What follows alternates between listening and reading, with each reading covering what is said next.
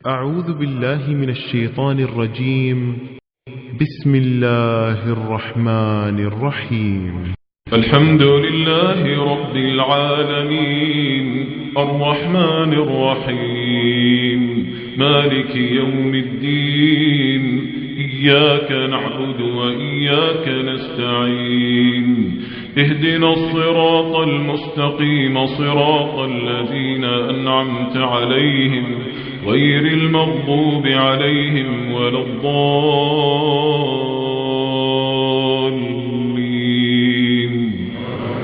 آمين.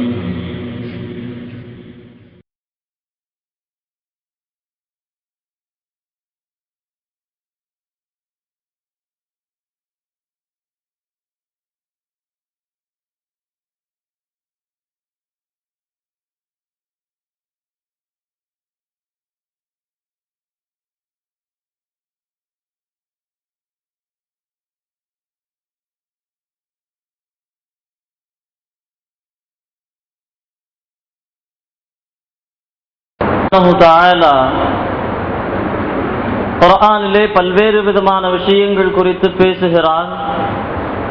குர்ஆன் எல்லா விஷயங்களையும் பற்றியும் சொல்லி முடித்து விட்டது என்பது பல பயான்களிலே நாம் கேட்டோம். அதிலும் மிக குறிப்பாக இந்த நவீன உலகத்தில் எத்துணை படைப்புகள் நவீன சாதனங்கள் இருந்த போதிலும் கூட இந்த உலகம் இன்று போல் என்றும் நிலைத்திருக்குமா என்கின்ற கேள்விக்கு இந்த அறிவியலால் பதில் சொல்ல முடியவில்லை. முதலிலே உலகிற்கு அழிவென்று ஒன்று உள்ளதா? இந்த கேள்விக்கு அறிவியலால் இன்னும் பதில் கண்டுபிடிக்கப்பட முடியவில்லை. இந்த உலகம் அழிந்ததற்கு பின்பாக மறு உலகம், மறுமை என்கின்ற வாழ்க்கை இருக்கிறதா? அதிலே அறிவியல் இரண்டு விதமான நிலைப்பாடுகளை கொண்டிருக்கிறது. ஒன்று இருக்கிறது என்று, இன்னொன்று இல்லை என்று. இப்படி இந்த உலகத்தின் நவீன அறிவியல் தொடங்கி எந்த மதங்கள் இருக்கிறதோ அந்த மதங்களிலே அவற்றினுடைய மத வேதங்கள் சொல்லுகின்ற விஷயங்கள் எல்லாம் உலக அறிவு குறித்து, உலகம் எப்பொழுது அழியும் என்பது குறித்து பல்வேறு விதமான கருத்து அபிப்பிராயங்கள் தெரிவிக்கப்படுகிறது. ஆனால் இஸ்லாமிய மார்க்கத்திற்கு வழங்கப்பட்ட இந்த புனித குர்ஆனும் இந்த உம்மத்திற்கு நபியாக அனுப்பப்பட்ட ஹஜ்ரத் பெருமானார் ஸல்லல்லாஹு அலைஹி வஸல்லம் அவர்கள் மட்டுமே இந்த உலகம் அழியும் என்கின்ற செய்தியை மிக உறுதிப்பாட்டோடு இந்த உலகிற்கு சொன்னார்கள். அதோடு மட்டுமல்ல, இந்த உலகம் அழிகின்ற அந்த நிலையிலே நீங்கள் அதற்குண்டான அடையாளங்களை பார்க்கலாம் என்பதையும் இஸ்லாம் நமக்கு சொல்லி தந்தது. இந்த உலகத்தில் வேறு எந்த மதத்திலையும் கிடையாது, வேறு எந்த வேதத்திலையும் கிடையாது. அல்லாஹ் குர்ஆனிலே சொல்லுகின்றான், யஸ்அலூனக அனிஸ் ஸாஅத்தி அய்யான முர்சாஹா.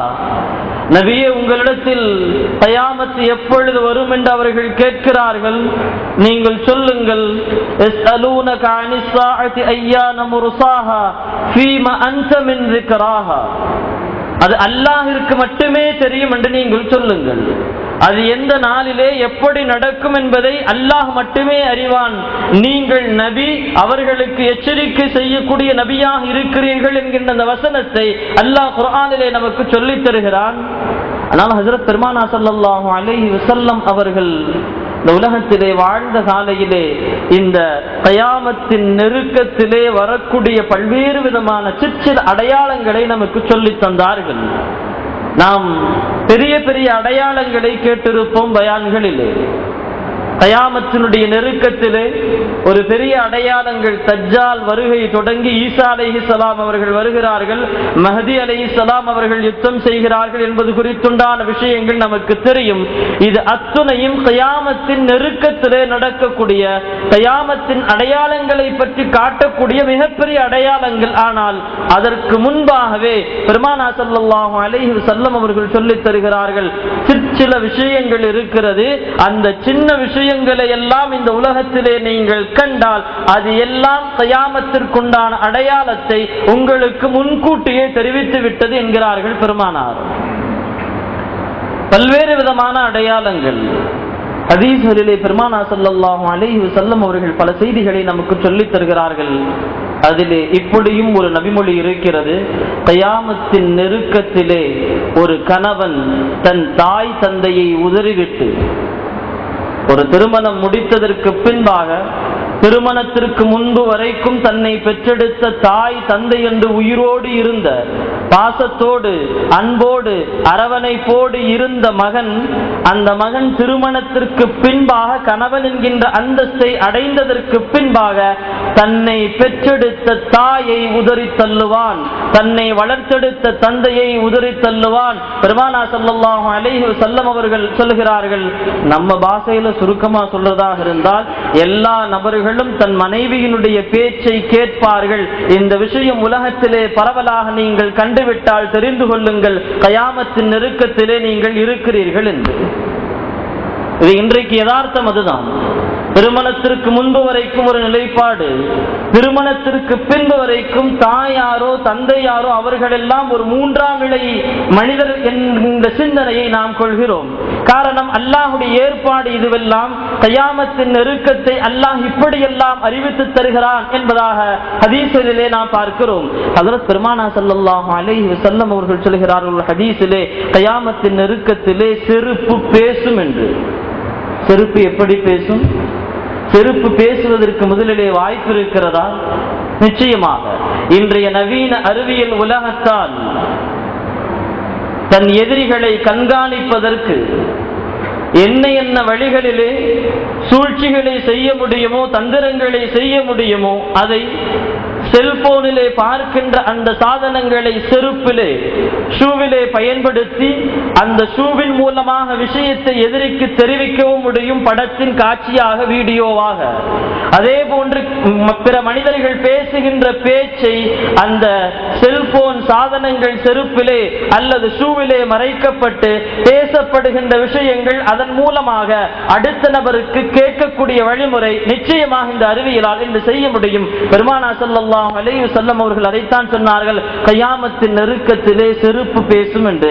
இப்படி சின்ன சின்ன அடையாளங்கள் எத்தனையோ பெருமானா ஸல்லல்லாஹு அலைஹி வஸல்லம் அவர்கள் சொல்லி தந்திருக்கிறார்கள்.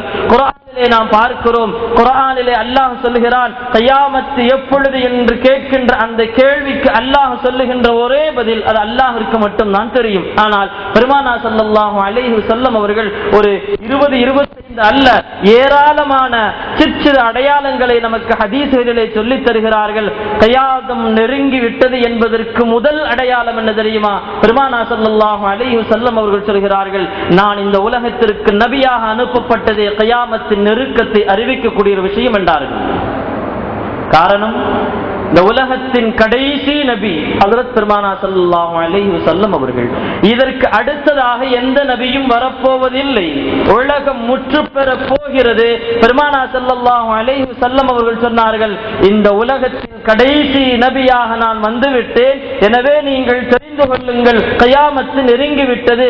கயாமத்தை அறிவிக்கக்கூடிய முதல் அடையாளமே நான் நபியாக வந்தது என்கின்றார்கள் பெருமானா ஸல்லல்லாஹு அலைஹி வஸல்லம். அத்தோடு மட்டுமல்ல, சஹாபாக்களுக்கு சொன்னார்கள், இந்த 2 விரலையும் காட்டி இப்படி சொன்னார்கள், நானும் கயாமத்தும் வஅனவல் கயாமத்து கஹாதா, இதை போன்று நானும் கயாமத்தும் என்று சொன்னார்கள். அப்படி என்றால் என்ன விளக்கம்? கயாமத்திற்கும் எனக்கும் இடைவெளி கிடையாது, மிக நெருக்கமாக இருக்கிறது என்பதை விளக்கம் எழுதுகின்ற முஃபஸ்ஸிரீன்கள் இப்படியும் ஒரு விளக்கத்தை சொல்லித் தருகிறார்கள்.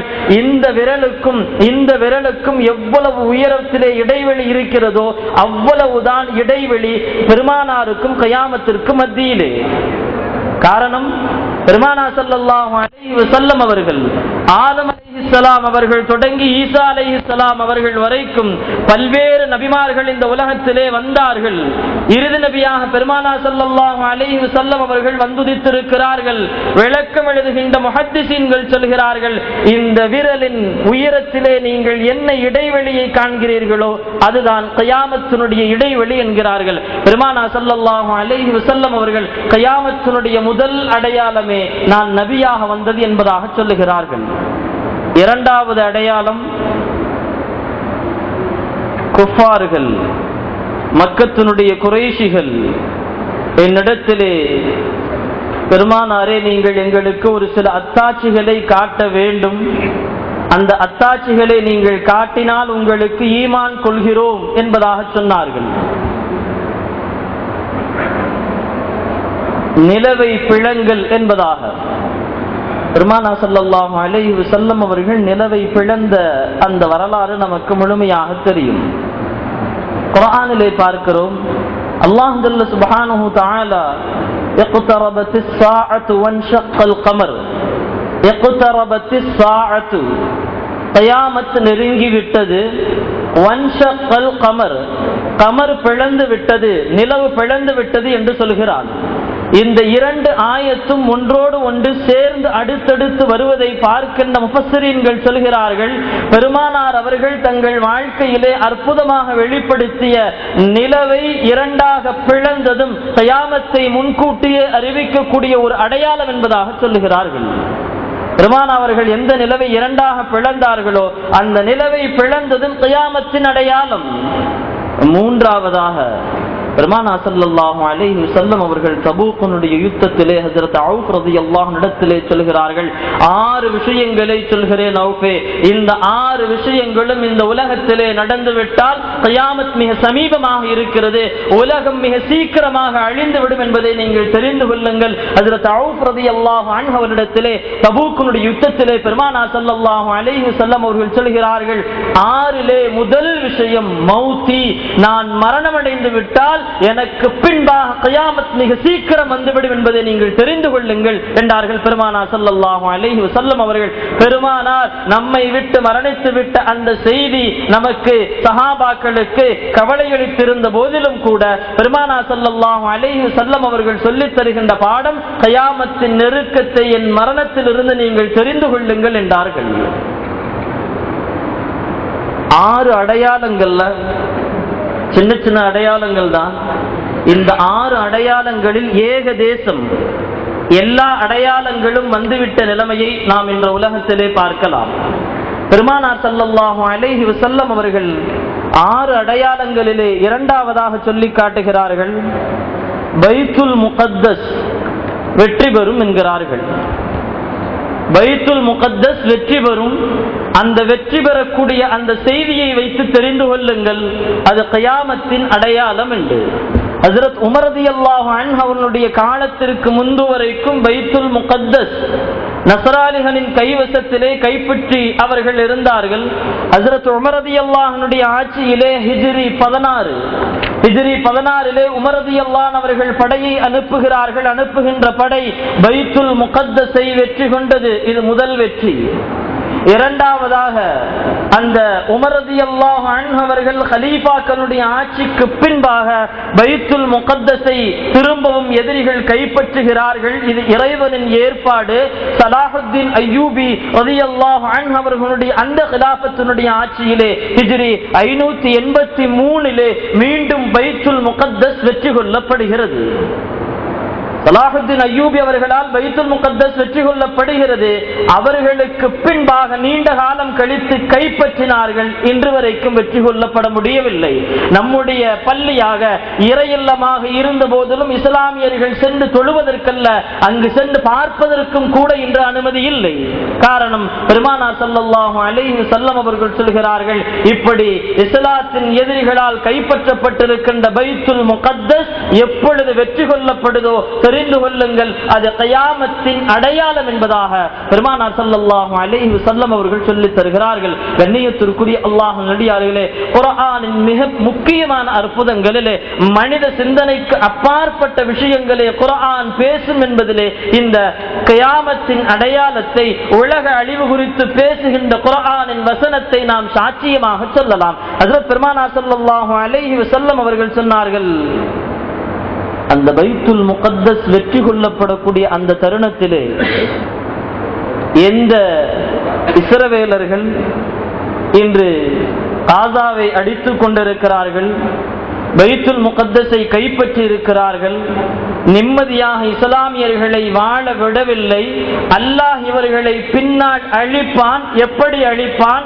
இஸ்லாமிய படைகள் அவர்கள் வசிக்கின்ற ஊருக்குள்ளே செல்வதை பார்க்கின்ற, வருகின்ற படையை பார்க்கின்ற இஸ்லாத்தின் எதிரிகள் எல்லாம் இவர்கள் கண்களிலே நாம் பட்டால் நம்மை கொன்று விடுவார்கள் என்று திக்கொன்றுமாக திசையொன்றுமாக ஓடி ஓடி ஓடி ஒளிந்து கொள்வார்கள். பெருமானார் ஸல்லல்லாஹு அலைஹி வஸல்லம் அவர்கள் சொல்கிறார்கள், பைத்துல் முகத்தஸ் வெற்றி கொள்ளப்படக்கூடிய அந்த சமயத்திலே அல்லாஹ் மனிதர்களுக்கு உதவி செய்வான். எப்படி உதவி செய்வான்?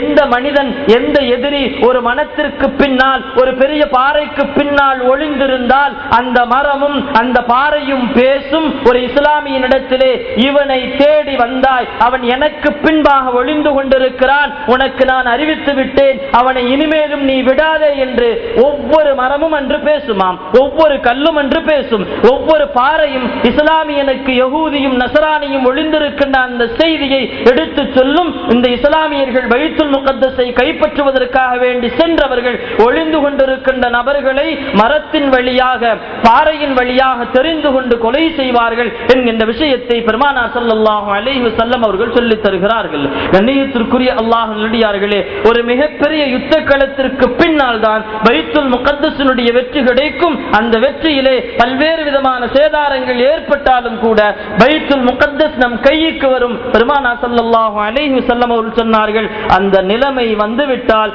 நீங்கள் தெரிந்து கொள்ளுங்கள், அது கியாமத்தின் அடையாளம் என்று.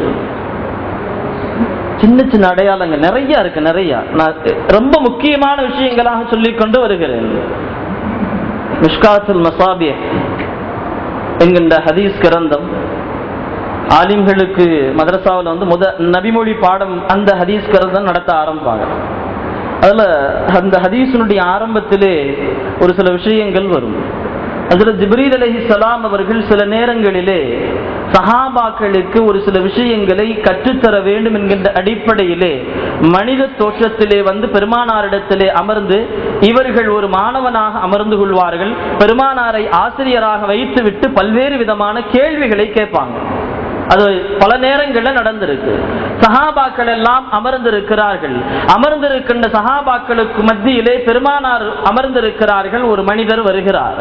வருகின்ற மனிதர் தலைவிரி கோலமாக பரட்டையோடு ஆடை அழுக்காக பெருமானாரிடத்திலே வருகிறார். ஹஜ்ரத் உமர் ரலியல்லாஹு அன்ஹு அவர்கள் சொல்கிறார்கள், இதற்கு முன்பாக இந்த மனிதரை நாங்கள் பார்த்ததே இல்லை, புதிய நபர் பெருமானாரிடத்திலே வந்து அமர்கிறார். எப்படி அமர்கிறார்? பெருமானாருடைய முட்டியோடு அவருடைய முட்டியை சேர்த்து வைத்து அமர்கிறார்.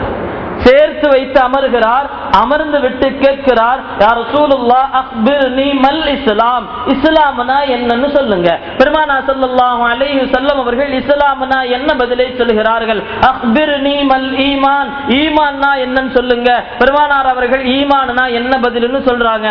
அக்பிர்னி அல் இஹ்சான், இஹ்சான்னா என்ன என்று எனக்கு நீங்கள் சொல்லுங்கள். பெருமானார் அவர்கள் பதில் சொல்கிறார்கள். கடைசியாக கேட்கிறார்கள், அக்பிர்னி அனிஸ்ஸா, கியாமத் எப்பொழுது வரும், உலக அழிவு எப்பொழுது நடைபெறும் என்று எனக்கு சொல்லுங்கள் என்ற போது அதுவரைக்கும் பதிலை சொல்லிக் கொண்டிருந்த பெருமானார் ஸல்லல்லாஹு அலைஹி வஸல்லம் அவர்கள் சொன்னார்கள், அஸ்ஸாயிலு அஅலம் மினல் மஸ்ஊலி, அல் மஸ்ஊலு அஅலமு மினஸ் ஸாயிலி, அல் மஸ்ஊலு அஅலமு மினஸ் ஸாயிலி. பெருமானார் ஸல்லல்லாஹு அலைஹி வஸல்லம் சிரித்துக் கொண்டே சொன்னார்கள், 3 கேள்விகளுக்கும் பதிலை தொடர்படியாக சொல்லிவிட்டு 4வது கியாமத்தை பற்றி கேட்கும் போது சொன்னார்கள், கேட்கக்கூடிய நபருக்கே இதற்குண்டான விடை தெரியும், இதுதான் பதில். விடைய சொல்லல, கியாமத்து எப்போ வரும் விடைய சொல்லல, கேட்கக்கூடிய நபருக்கு இதற்குண்டான விடை மிக தெளிவாக தெரியும் என்று சொன்ன போது சஹாபாக்கள் ஆச்சரியத்தோடு பார்க்கிறார்கள். பரட்டை துளையோடு வந்து அமர்ந்தார், கேள்வியை கேட்டார். எல்லா கேள்விக்கும் பெருமானார் அவர்கள் பதில் சொன்னார்கள். ஆனால் கியாமத்து குறித்து கேட்கின்ற பொழுது பெருமானார் திருப்பி சொல்கிறார்கள், உங்களுக்கே தெரியும் என்று. இருந்தாலும் அந்த மனிதர் விடவில்லை.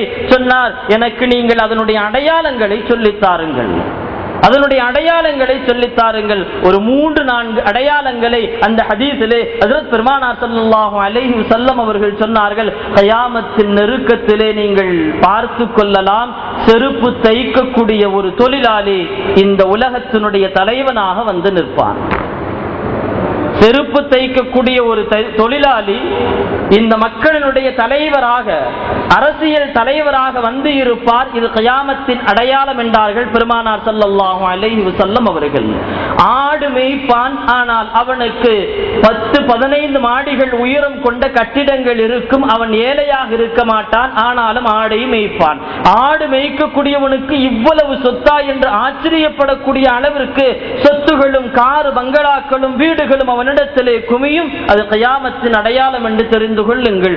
முடியை வெட்டினாலும், முடி வெட்டக்கூடிய தொழிலை செய்தாலும் அவன் மிகப்பெரிய வீட்டிற்கு ஒரு கோடீஸ்வரனாக இருப்பான். அது கியாமத்தின் அடையாளம் என்று தெரிந்து கொள்ளுங்கள் என்று சொன்னார்கள் ஹஜ்ரத் பெருமானார் ஸல்லல்லாஹு அலைஹி வஸல்லம் அவர்கள். இந்த 3 அடையாளங்களிலே அநேகம் நம் ஊர்களிலே இந்த அத்துணை விஷயங்களும் நடந்தேறிவிட்டது. நாம் பார்த்த செருப்பு தைக்கக்கூடிய தொழிலாளி, நாம் பார்த்த முடிவெட்டுகின்ற தொழிலாளி, இன்று இருக்கக்கூடிய அமைப்புகளும் செல்வத்தின் உயர்நிலையும் நமக்கு தெரிவிக்கின்ற விஷயம் கியாமத்து நெருங்கிவிட்டது என்பதை அதிலே மிக குறிப்பாக நாம் உணர வேண்டும் என்று சொன்னால், நம் தமிழகத்தினுடைய ஒரு தலைவரின் வாழ்க்கைக்கு பின்னால் எடுத்து பாருங்கள். அவரும் அவரின் குடும்பமும் செருப்பு தைக்கக்கூடிய தொழிலை செய்து அதற்கு பின்னால் வந்தவர்கள் என்ற வரலாறு தெரியும். எங்கேயுமே பார்க்கணும் அவசியமே இல்லை. பெருமானாருடைய இந்த ஹதீஸை ஆய்வு செய்ய வேண்டும் என்று சொன்னால், தமிழகத்தை ஆண்டு கொண்டிருந்த தலைவருடைய ஆதி தொழில் இதுதான். கண்ணியத்திற்குரிய அல்லாஹ்வின் அடியார்களே, இப்படி பல்வேறு அடையாளங்களை ஹஜ்ரத் பெருமானார் ஸல்லல்லாஹு அலைஹி வஸல்லம் அவர்கள் சொல்லி முடித்தார்கள். அந்த கேள்வி எல்லாம் கேட்டுட்டு அந்த மனிதர் எந்திரிச்சு போனதுக்கு அப்புறம் பெருமானார் ஸல்லல்லாஹு அலைஹி வஸல்லம் சஹாபாக்களை பார்த்து கேட்டார்கள், வந்தது யாருன்னு தெரியுமா? வழக்கம் போல் சஹாபாக்கள் பதில் சொன்னார்கள், அல்லாஹு வ ரசூலுஹு அஅலம். அல்லாஹ்வுக்கு ரசூலுக்கு தான் தெரியும், யாருன்னு தெரியல. சொன்னார்கள் பெருமானார் ஸல்லல்லாஹு அலைஹி வஸல்லம் அவர்கள், வந்தது ஜிப்ரீல், உங்களுக்கு இந்த விஷயங்களை கற்றுத்தர வேண்டும் என்பதற்காக வேண்டி நீங்கள் கேட்க வேண்டிய கேள்வியை, நீங்கள் அதன் மூலமாக தெரிந்து கொள்ள வேண்டிய பதிலை அவர் மாணவராக அமர்ந்து என்னிடத்திலே கேள்வியை கேட்டார், நான் பதிலை சொன்னேன். இது உங்களுக்காக வேண்டி நடத்தப்பட்ட பாடம், ஞாபகத்தில் வைத்துக் கொள்ளுங்கள் என்றார்கள் ஹஜ்ரத் பெருமானார் ஸல்லல்லாஹு அலைஹி வஸல்லம் அவர்கள். கண்ணியத்திற்குரிய அல்லாஹ் நடிகார்களே, இந்த கியாமத்து குறித்து வருகின்ற பல்வேறு விதமான அடையாளங்களை பார்க்கிறோம். 2012 உலகம் அழியும் என்கின்ற வதந்தி உலகம் முழுமைக்கும் பரவி இருந்தது. ஒரு மாயன் காலண்டர், அந்த மாயன் காலண்டருடைய கணக்கின் பிரகாரம், அந்த கணக்கு சொல்கின்ற நாட்காட்டியின் பிரகாரம் 2012 அந்த இறுதியிலே அல்லது ஆரம்பத்திலே இந்த உலக அழிவு என்பது நிச்சயம் என்பதை உலகத்தின் அநேக சமூகம் நம்பிக்கொண்டிருந்தது. ஆனால் இஸ்லாமியர்கள் மட்டும் குர்ஆன் ஹதீஸின் நம்பிக்கை வைத்தவர்களாக சொன்னார்கள், கியாமத்தின் பெரிய அடையாளங்கள் வராத வரைக்கும் மாயன் காலண்டனுடைய அந்த செய்தி பொய்யானது என்பதை இந்த உலகிற்கு நாம் உரத்தத்தோடு சொல்லிக் கொண்டே இருந்தோம். காரணம், ஹஜ்ரத் பெருமானார் ஸல்லல்லாஹு அலைஹி வஸல்லம் அவர்கள் சொன்னார்கள், இந்த நவீன உலகில் எத்துணை விஷயங்கள் வேண்டுமானாலும் வரலாம், ஆனால் அதற்கு முன்பாக பல்வேறு விதமான அடையாளங்களை பெருமானார் ஸல்லல்லாஹு அலைஹி வஸல்லம் அவர்கள் சொன்னார்கள். அதிலே 2வது மிகப்பெரிய அடையாளம், ஒன்று பெருமானாருடைய மரணம், 2வது பைத்துல் முகத்தஸ் வெற்றி பெறுவது, 3வது இந்த உலகத்திலே வியாதிகள் பரவி இருக்கும். பெயர் தெரியாத வியாதிகள் எல்லாம் பரவி இருக்கும். புது புது வியாதிகள் இந்த உலகத்திலே தோன்றி கொண்டே இருக்கும். சில வியாதிகளுக்கு மருந்தே இருக்காது. இந்த நவீன உலகத்திலே மருத்துவம் வளர்ந்திருந்த போதிலும் கூட அந்த வியாதிகளுக்கு மருந்தை கண்டுபிடிப்பதிலே மருத்துவர்கள் தோற்று போயிருப்பார்கள். அந்த வியாதி யாருக்கெல்லாம் பீடிக்கிறதோ அவர் இறப்பார். அந்த வியாதியின் மூலமாகவே சொன்னார்கள் பெருமானார் ஸல்லல்லாஹு அலைஹி வஸல்லம் அவர்கள், கியாமத்தின் நெருக்கத்திலே நீங்கள் தெரிந்து கொள்ளுங்கள், சும்ம மௌதான யஅஹுது ஃபீக்கும், அதிகமான மரணம் இந்த உலகத்திலே நிகழும். எதை வைத்து? தனக்கு ஏற்பட்ட நோயாலேயே மரணம் அடைவார்கள். இந்த உலகத்திலே நாம் பார்க்கிறோம், ஒரு 10, 15, 20 வருடங்களுக்கு முன்பாக அந்த நோய் இருந்ததா என்கின்ற வரலாறு நமக்கு தெரியாது. இது போன்ற நோயெல்லாம் இருந்ததா என்கின்ற செய்தியும் நமக்கு தெரியாது, பெயரும் நமக்கு தெரியாது. இன்னைக்கு pressure, low pressure, high pressure, sugar, BP, என்ன நோய்கள் இருக்கிறதோ இது அத்துணை நோய்களும் நமக்கு சொல்ல வருகின்ற விஷயம் கியாமத்து நெருங்கி விட்டது. புற்றுநோய், கேன்சர், எய்ட்ஸ், இது போன்ற புது புது வியாதிகள், சிக்கன் குன்யா, மட்டன் குன்யா, என்னென்ன குன்யா இருக்கோ உலகத்திலே புதிதாக தோன்றுகின்ற அத்துணை நோய்களின் மூலமாக பெருமானார் ஸல்லல்லாஹு அலைஹி வஸல்லம் அவர்கள் சொல்கிறார்கள், அந்த நோய்கள் வந்துவிட்டால் அவற்றின் மூலமாகவே திடீரென்று மரணம் அடைவார்கள். சொல்கிறார்கள். பெருமானார் அவர்கள் சொல்கின்றார்கள், கியாமத்தின் நெருக்கத்திலே இப்படியும் ஒரு நோய் வரும். ஆட்டிற்கு ஒரு நோய் வரும் அன்றைய காலத்திலே. அது என்ன நோய்? ஒரு கிருமியின் தாக்கத்தால் உடலிலே ஒரு இடத்திலே கொப்பளம் ஏற்பட்டு அந்த கொப்பளம் உடைந்து கிருமி உள்ளே செல்கின்ற அடுத்த கணத்திலே ஆடு இறக்கும். அதே போன்று கியாமத்தின் நெருக்கத்திலே ஒரு நோய் பரவும் உலகம் முழுமைக்கும். எப்படி? அந்த நோய் வந்த அடுத்த கணமே மனிதன் மரணிப்பான். மருந்தெல்லாம் கொடுக்க முடியாது, ட்ரீட்மெண்ட்லாம் வச்சு பார்க்கவே முடியாது. பெருமானார் ஸல்லல்லாஹு அலைஹி வஸல்லம் அவர்கள் சொல்கின்றார்கள், கூட்டம் கூட்டமாக இறப்பார்கள். காரணம், பெருமானாருடைய ஹிஜ்ரத் வாழ்க்கையை சற்று புரட்டி பாருங்கள். பெருமானாருடைய வாழ்க்கை அவர்களுடைய ஹிஜ்ரத்திற்கு பின்பாக இருந்த வாழ்க்கையிலே சஹாபாக்களுக்கு சிறிய தலைவலி காய்ச்சல் வந்திருக்கிறதே தவிர அவர்களின் உயிரை அழிக்கக்கூடிய அளவிற்கு நோய் வந்ததே கிடையாது. பெருமானார் அவர்கள் ஹிஜ்ரத்திற்கு வந்துட்டாங்க. மதீனாவிற்கு வந்திருக்கவங்க எல்லாம் மக்காவிலிருந்து வந்திருக்கக்கூடிய புதிய புதிய முஹாஜிரீன்கள், புது புது சஹாபாக்கள். இப்ப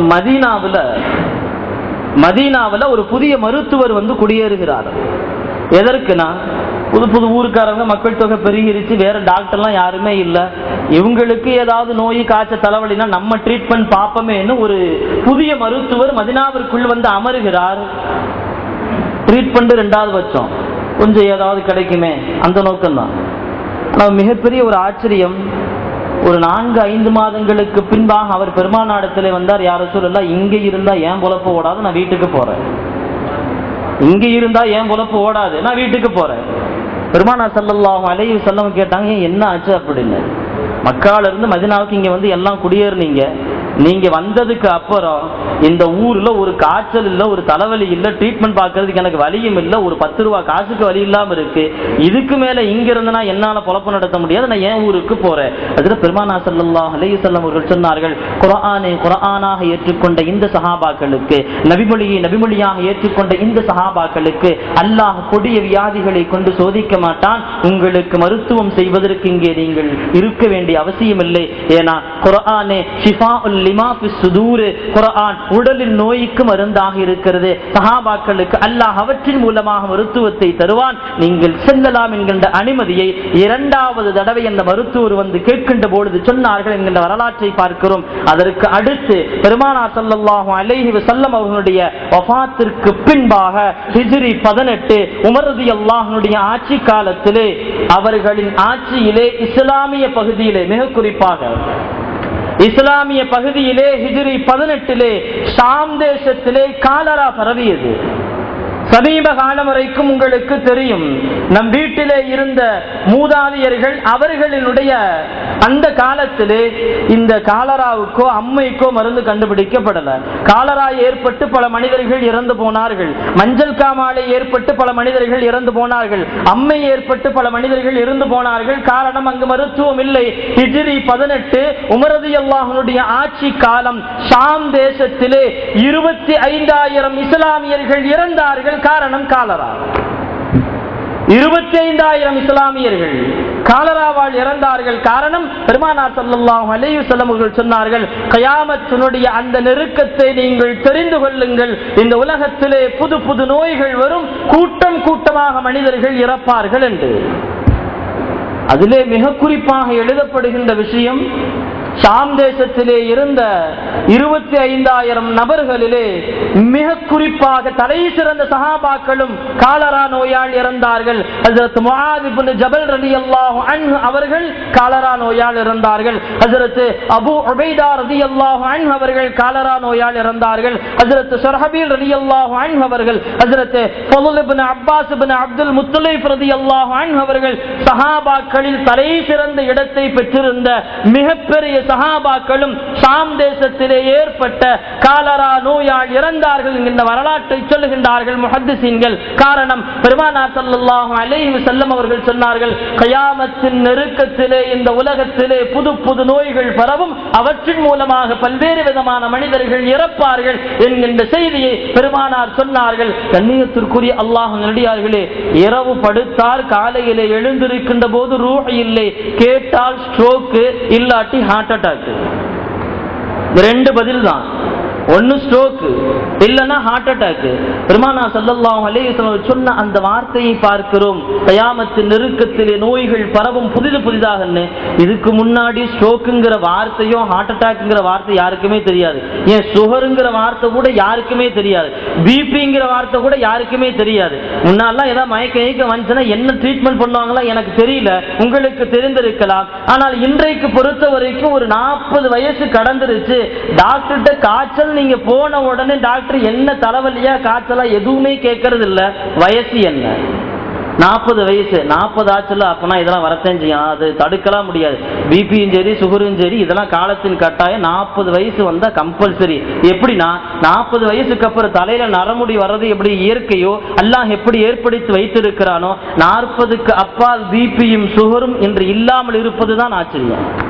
யதார்த்தம் 100% மனிதர்களுக்கு இருக்கிறது. அதிலும் மிகப்பெரிய ஒரு கவலைக்குரிய விஷயம் என்ன அப்படின்னா, சென்னையில் நான் இருக்கக்கூடிய ஒரு இடத்துல ஒரு 3வது படிக்கக்கூடிய ஒரு மாணவி, அந்த மாணவிக்கு அந்த பெண் குழந்தைக்கு சுகர். எந்த அளவுக்கு சுகர் அப்படின்னா, அந்த குழந்தைக்கு காலையில 2 இன்ஜெக்ஷன் போடணும், மாலையில 2 இன்ஜெக்ஷன் போடணும். காலையில 2 மாலையில 2. இந்த காலையில 2 மாலையில 2 இன்ஜெக்ஷன் போடலாட்டி அந்த புள்ளனால சரியா இருக்க முடியாது, மயக்கம் போட்டு எங்கேயாவது கீழே விழுந்துரும். பாத்தீங்கன்னா படிக்கிறது 3வது தான். அல்லாஹ்வுடைய மிகப்பெரிய சோதனை. இப்படி வயது குறைவாக இருந்தாலும் எத்தனையோ நோய்கள் என்று புதிதாக பரவி வருகிறது. காரணம், பெருமானார் ஸல்லல்லாஹு அலைஹி வஸல்லம் அவர்கள் சொன்னார்கள், கயாமத்தின் அடையாளம் என்று. அடுத்து இந்த 6 அடையாளங்களிலே அடுத்ததாக பெருமானார் ஸல்லல்லாஹு அலைஹி வஸல்லம் சொன்னார்கள், கயாமத்தின் நெருக்கத்திலே உலகத்திலே புதிதாக குழப்பங்கள் தோன்றும். அந்த குழப்பங்கள் சஹாபாக்களின் காலத்திலோ இமாம்கள் காலத்திலோ இருந்திருக்காது.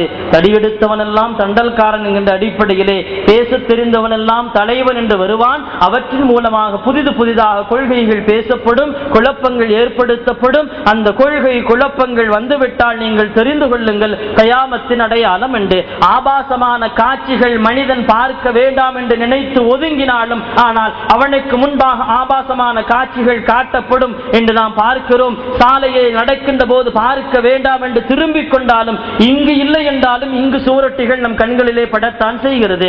படிக்கின்ற செய்தித்தாள்களிலே செய்தியை மட்டும் படிக்க முனைப்போடு அமர்கின்ற நம் நபர்களுக்கு கண்களிலே படுகின்ற கலரான படங்கள் பெருமானாருடைய இந்த ஹதீஸை அறிவித்து தருகிறது. இணையதளத்திலே நாம் எதை வேண்டுமானாலும் எப்பொழுது வேண்டுமானாலும் எப்படி வேண்டுமானாலும் பார்க்கலாம் என்கின்ற இணையதள சுதந்திரம் நமக்கு சொல்லுகின்ற விஷயம், இந்த ஆபாச சீர்கேடுகள் எல்லாம் கயாமத்தினுடைய நெருக்கத்தினுடைய அடையாளம் என்கின்ற பெருமானாருடைய ஹதீஸை நமக்கு உணர்த்துகிறது.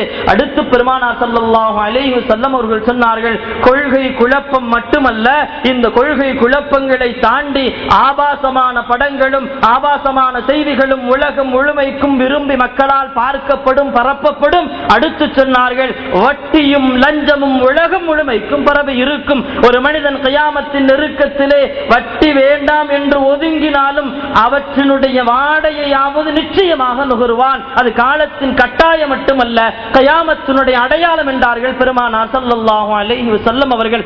லஞ்சம் கொடுக்க வேண்டாம் என்று நினைத்து ஒரு முஸ்லிம் இருந்தாலும் இன்றைய யுகத்திலே லஞ்சம் கொடுத்தால் மட்டுமே காரியம் நடக்கும். காரியம் நடப்பதற்காக வேண்டி கொடுக்கப்படுகின்ற லஞ்சங்களும் அதற்காக வேண்டி பேசப்படுகின்ற சித்தாந்த வார்த்தைகளும் நமக்கு சொல்லப்படுகின்றது. வட்டியும் லஞ்சமும் இந்த உலகத்திலே பரவிவிட்டால் பெருமானார் சொன்னார்கள், அது கயாமத்தின் அடையாளம் என்று நீங்கள் தெரிந்து கொள்ளுங்கள். ஹராமான உணவு இந்த உலகத்திலே மக்களால் அதிகம் விரும்பி சாப்பிடப்படும். குர்ஆன் தடுத்த ஹராமான உணவுகள், குர்ஆன் தடுத்த ஹராமான உணவுகளை மக்கள் விரும்பி சாப்பிடுவார்கள். மிக குறிப்பாக ஹம்ரு, மது இந்த உலகத்தினுடைய மிக முக்கிய பிரதான பானமாக எடுத்துக் கொள்ளப்படும். அவர்களுக்கு ஏதேனும் நிகழ்ச்சி என்று வந்தால், சந்தோஷமான திருவிழாக்கள் என்று வந்தால் அந்த பானத்தை அவர்கள் விரும்பி குடிப்பார்கள் என்கின்ற இன்றைய யுகத்தினுடைய நிலைப்பாடு பெருமானாருடைய ஹதீஸை அறிவிக்கு தருகிறது.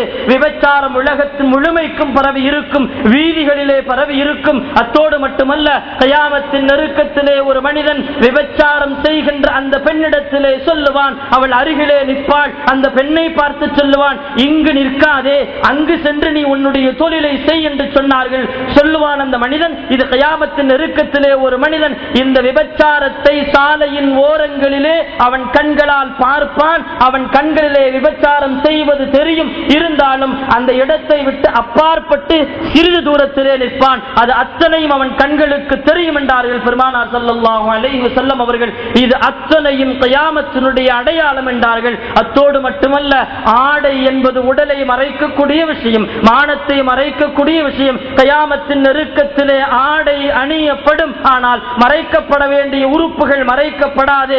எல்லா உறுப்புகளும் மற்ற மனிதனுக்கு இச்சையை ஏற்படுத்தக்கூடிய வண்ணத்திலே வெளிப்படுத்தப்படும் சொன்னார்கள் பெருமானார் ஸல்லல்லாஹு அலைஹி வஸல்லம் அவர்கள். மிக குறிப்பாக பெண்கள் ஆடை அணிவார்கள், ஆனால் கியாமத்தின் நெருக்கத்திலே ஆடை அணியக்கூடிய பெண்களை பெருமானார் இப்படி சொன்னார்கள், ஆடை அணிந்தும் பெண்கள் அம்மனமாக திரிவார்கள் சாலையிலே. ஆடை இருக்கும், ஆனால் ஆடை இருந்தும் அம்மனமாக திரிவார்கள். சஹாபாக்கள் கேட்டார்கள், ரசூலுல்லாஹ் ஆடை இருக்கும், அது எப்படி நிர்வாணமாக? சொன்னார்கள் பெருமானார் ஸல்லல்லாஹு அலைஹி வஸல்லம் அவர்கள், ஆடையை கொண்டு ஒரு ஆணோ பெண்ணோ மறைக்கக்கூடிய பகுதிகளை மறைக்க விட்டால் அவன்